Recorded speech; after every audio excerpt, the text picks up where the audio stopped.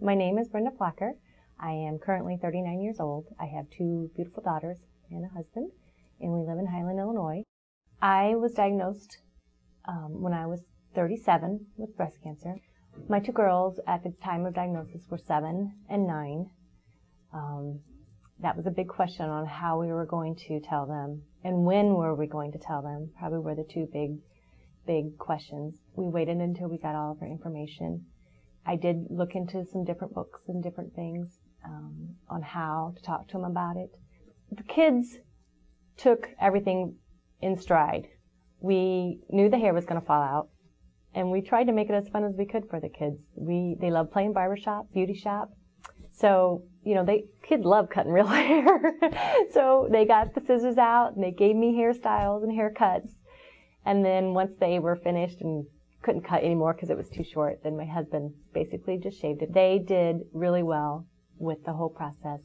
They never had a problem. We would go someplace and they'd say, "Yep, my mom's bald," and they'd pull off my hat. But they took that, the whole aspect of, yeah, it will go, they would go out and tell people, yeah, my mommy has breast cancer and she lost all of her hair, see, but it's going to grow back. And, they kind of took it as it's just this phase we're going to have to go through. Staying positive was really important to me. In front of the kids was really important to me, especially at the beginning. I didn't want them to get too scared. And then as time went along,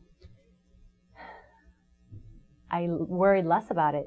They need to see that even mommy gets upset, and it's just a bad day, and it get to the point where, if they caught me crying, they would be, "Oh, mommy," and I'm like, "Yeah." I said, "Today's just a hard day," and, they just hug, and, "Well, is there anything I can do?" They say, can I make you something, or, and don't think that you're going to scar your kids, because it's just a part of life.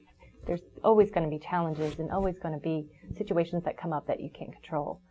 So, talk to people that have been through it and just get ideas. You don't have to use what they did, no matter what it is. If you don't tell them something, I think that they'll be more scared than, trying to hide it, because kids know. I really think they do. Jennifer introduced me to the Young Women's Breast Support Group. I have gotten something out of every single meeting, and it's a lot of the times it's not even necessarily exactly what my situation is, but it's just taking their positive attitudes.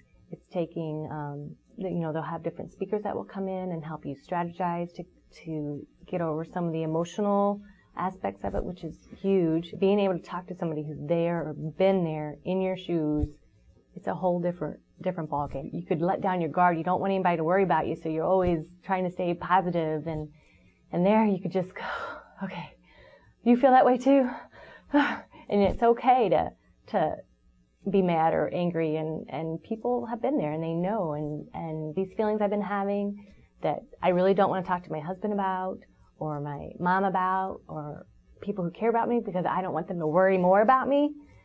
You can say those things or let them go at the support groups. And I think that's invaluable. If I were to weigh the physical versus the emotional weight of being diagnosed with cancer, the emotional way outweighs the physical. One of the best things about the group was that you had women just diagnosed, you had women a little bit out, you had women quite a bit out. In each group, you got something out of.